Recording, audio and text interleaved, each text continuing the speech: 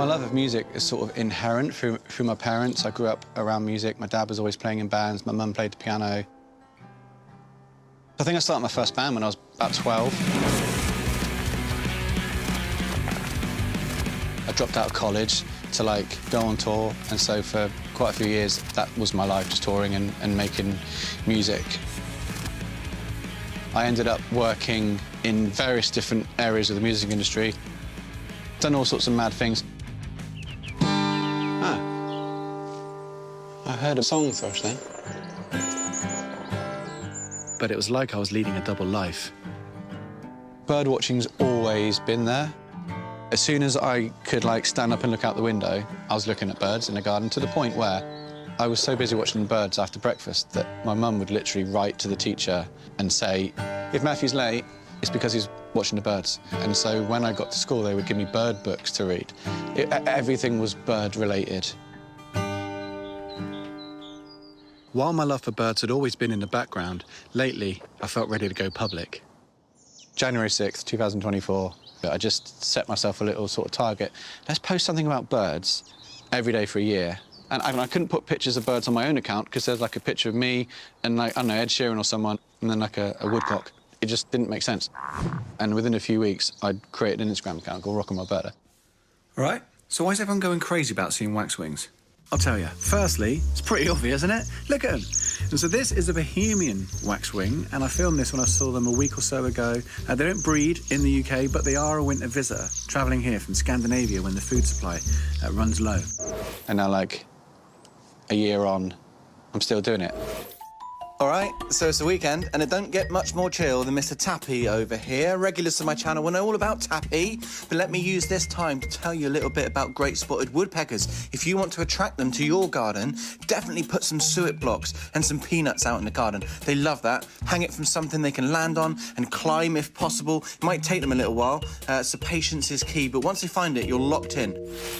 It's the best thing ever, because it is a passion. It doesn't feel like work, it's just like the music, it's just what I do now.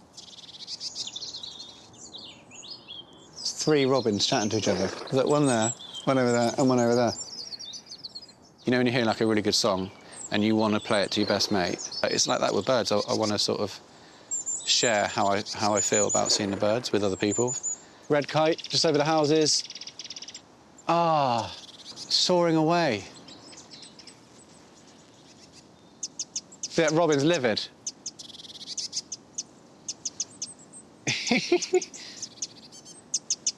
A red kite's not going to touch a robin. It wouldn't stand a chance. It wouldn't get nowhere near it, but they still get up about it. One of the earliest videos I made was, what would this garden bird be listening to? I had, like, the long-tailed tit listening to Justin Bieber, like, oh, baby, baby. I had, like, a starling listening to, like, Ozzy Osbourne.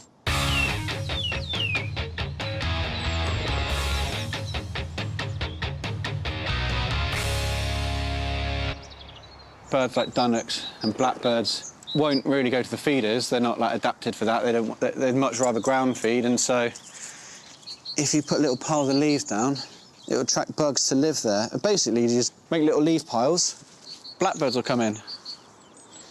And I've seen it, so it's true.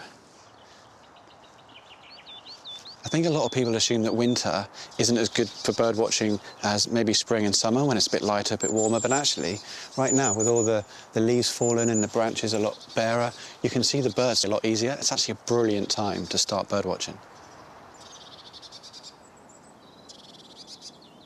I sometimes think if I was going to be any bird, I'd be a Dartford warbler. I love the Dartford warbler's song. It's like jazz, it's like erratic. Back down.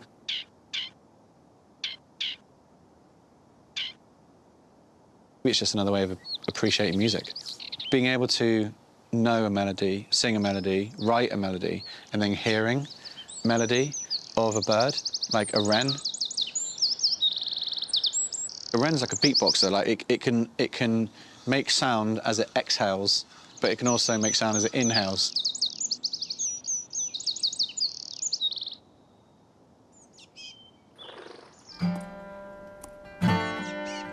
I'm not a conservationist, I'm not a biologist, I don't have any sort of qualifications, and I can just share my love and passion of birds. If that's a gateway for someone else to get fired up about protecting our wildlife and our nature, that is something that means a lot to me.